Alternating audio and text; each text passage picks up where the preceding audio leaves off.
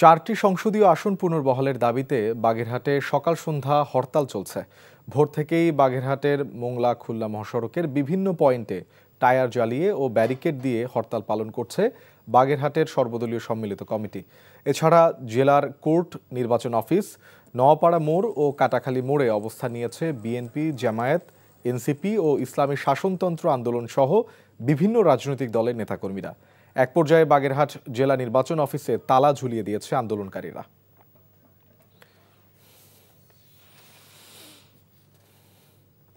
দর্শক, বাগেরহাটের হরতালের বিষয়ে আরো জানতে যাচ্ছি স্টাফ করেসপন্ডেন্ট আবু হোসেন সুমনের কাছে।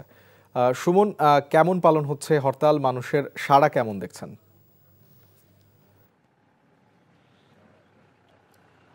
শোভন, এই যে বাগেরহাটের যে 4টি সংসদীয় আসন রয়েছে তার মধ্য থেকে একটি আসন বিলুপ্ত করা হয়েছে এবং এই আসনটি কেটে গাজীপুরে আরেকটি আসন বৃদ্ধি করা হয়েছে।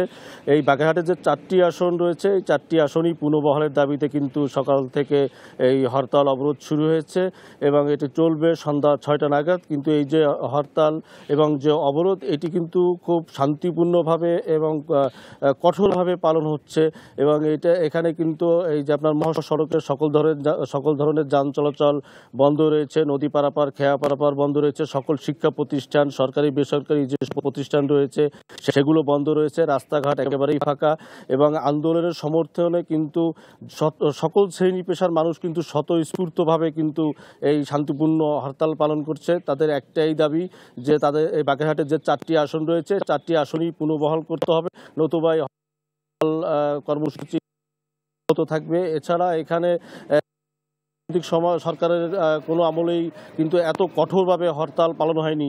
আজ যে হরতাল হচ্ছে একেবারে খুব কঠোর হরতাল, মানে একেবারে সকল শ্রেণী পেশার মানুষ, রাজনৈতিক মানুষ কিন্তু এই মাঠে নেমেছে এবং তারা মাঠে রয়েছে এবং সকল ধরনের সব কিছু বন্ধ রয়েছে। মানে একেবারে টোটালে বলা যায় যে বাগেরহাটে এক ধরনের কমপ্লিট শাটডাউন চলছে। শোভন,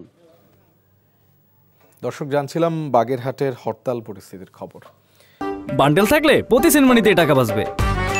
বিকাশ সেনমানি বান্ডেল কিনে জিতুন প্রতি লেনদেনে।